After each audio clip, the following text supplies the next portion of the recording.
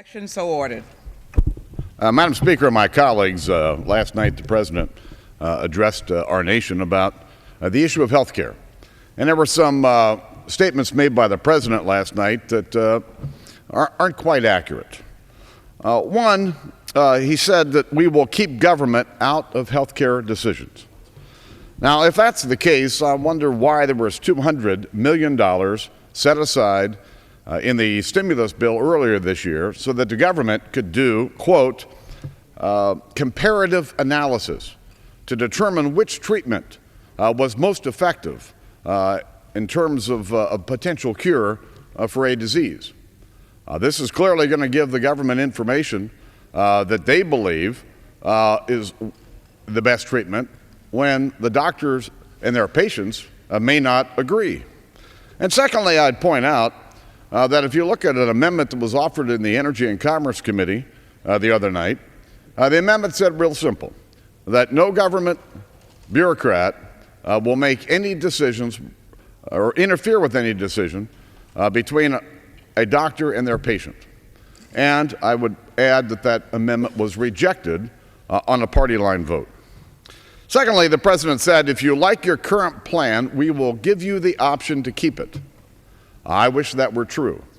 But as I noted the other day on the floor, under the ERISA provision, I would believe that thousands of companies will drop their company health care plan because after 5 years, it's going to have to be approved by the Department of Labor and the Health Care Choices Czar. And to ensure that the company plan met certain federal standards. I've got to tell you, this is going to drive a lot of companies out of offering the insurance that people have today.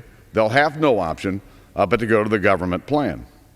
And thirdly, he said that no plan will add to our deficit.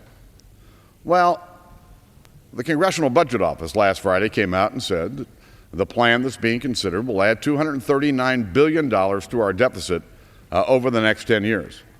And if you look further at this plan, you'll see that while there's the cost of the plan is $1.6 trillion, the tax increases don't go into effect until 2011, but the real cost of the plan doesn't begin to add up for about 5 years.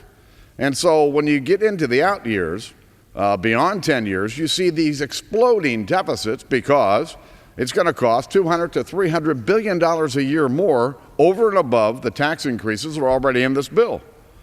At a time when we've got record deficits and record spending here in Washington, we don't need to be adding to the deficit.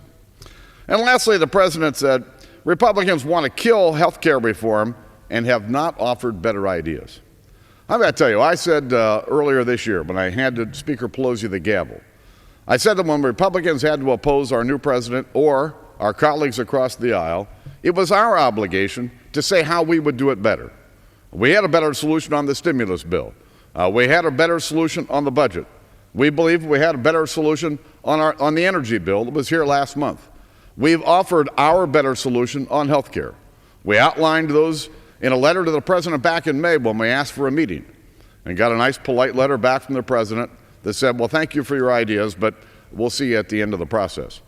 The Republicans have a better solution that won't put the government in charge of people's health care, that will make sure that we bring down the cost of health care for all Americans and ensure affordable access for all Americans. And I yield back.